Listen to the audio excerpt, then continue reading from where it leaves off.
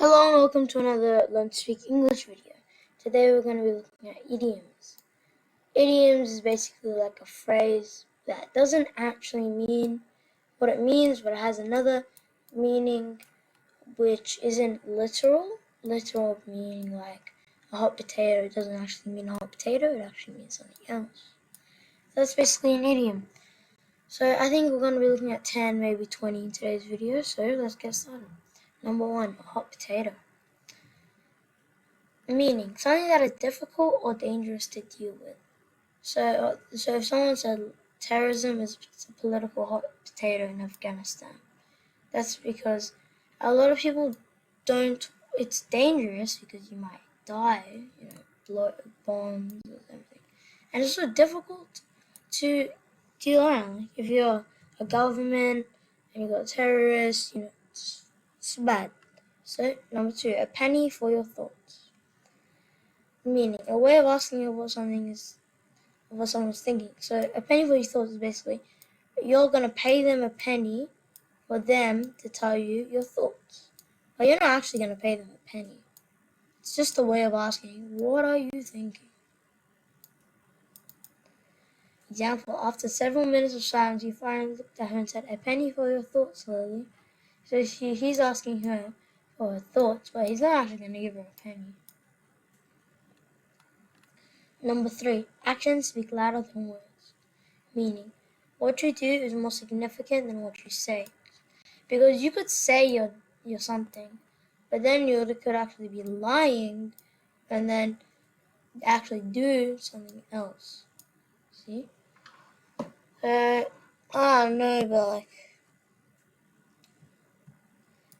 don't know, but basically, you might say you're good at something, and then tell you to do it, and you can't. But if you just was good at it, then everyone will know you're good at it because your actions of being good at it speak louder than your words. Example, he, I'm sorry, I'll try to be a better person henceforth. She, actions speak louder than words. So you should do nice, don't just say nice. 4, add insult to injury. To make a bad situation worse. You don't really want to be doing this, but sometimes something bad happens and something other bad happens, and someone would say this as an added insult because they're adding in the second bad thing to the first bad thing to get a really bad thing. Example, their basement was flooded, and then to add insult to the injury, a pipe burst in the kitchen.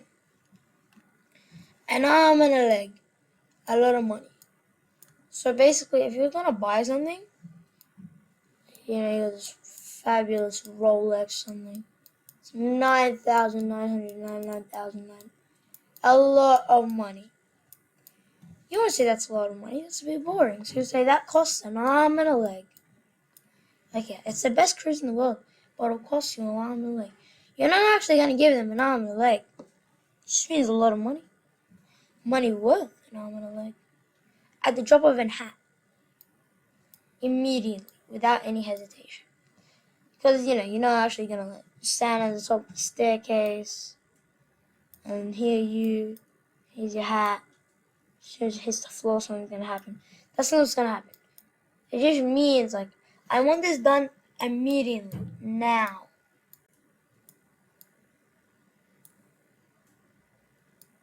Now. You want it done now. Everything needs to be done now. Ellie was always ready to go shopping at the drop of a hat. She really wanted to go shopping, so whenever her mom asked her, do you want to go shopping? She would be ready in the drop of a hat. 7, back to the drawing board. Meaning start something all over again. So, imagine, you're building this cool invention, top of the world, it's gonna break the world, and then it just explodes. You have to go back to the drawing board. You're gonna make it again. I failed the semester, but now I'm back to the drawing board. He restarted the semester. I had to do it all over again. You have to make your idea all over again. Ball is in your court, meaning it's up for you to take the next step. So imagine there's like two people and they both have like life decisions, like which uni to go to. Two people, right? And someone says, I'm gonna go to this uni. And then you're gonna say, so now the ball's in your court. It was out of mine, and then they have to pick. Or something like that. Barking up the wrong tree. Meaning looking in the wrong place, accusing the wrong person.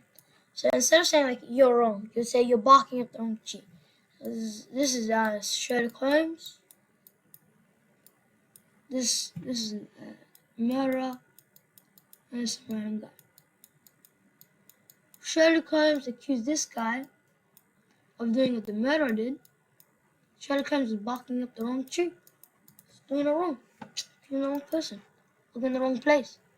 He did not commit the crime. You're barking up the wrong tree there. Be glad to see the back off. Be glad to see someone leave.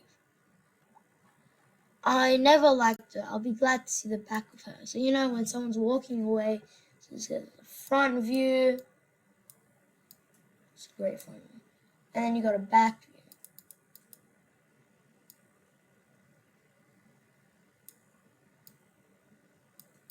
Hair. So that's hair.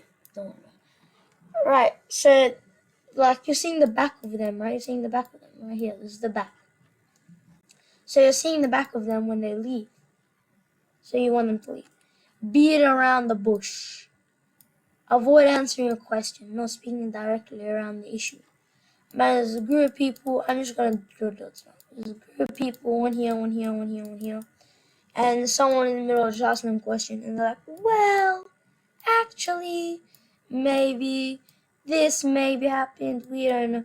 They're being annoying. They're wasting your time. They're not giving you a direct answer. Example: tell me what the problem is. Stop beating around the bush. Best of both worlds. Situation wherein one can enjoy two different opportunities. Let's say you got chicken, you got fries. In the middle, chicken and fries. The best of both worlds. You get the chicken and you get the fries, add them together, you get it. Best of both worlds. Example, she had the privilege of a professor and the freedom. She had the privilege of a professor and freedom of a student. She had the best of both worlds. Like she was probably a really smart student. So she, even though she was a student, everyone acted like she was a professor. So she had the privileges of a professor and the freedom of a student. So there was both of them. Best things in sliced bread. A good idea or plan. An excellent new invention. Alright, so back to that thing. You fixed it after going back to the drawing board a few times. You made it. It's the best invention in the world. It's the best thing from sliced bread. I love your ideas. The best things in sliced bread. Bite off more than you can chew. To take a task that's way too big. Imagine you're a builder and you're trying to build a house all by yourself. It's not gonna happen. You need a team, you need a crane, probably like a bulldozer to bulldoze the old house. You're not gonna do it by yourself. So you're biting off more than you chew. You stop being the big builder, biting off more than you chew. Our boss bit off more than she could chew when she promised the client would have the project ready by next week. Even though you got 100 workers, this house isn't gonna get finished by next week. Blessing in disguise. Something good that isn't recognized at first.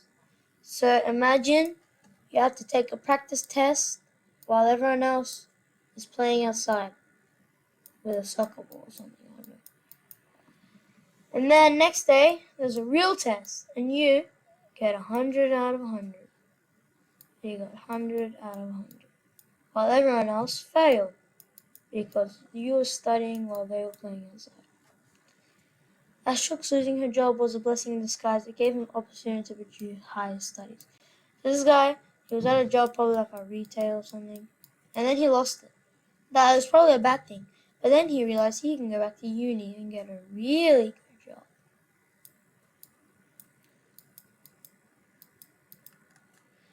Burn the midnight oil. To stay up working, especially studying late at night.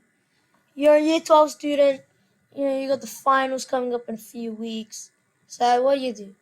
You're at 2 in the morning with your book out, trying to figure out what Roman numeral xi75 is divided by the square root of 17.2.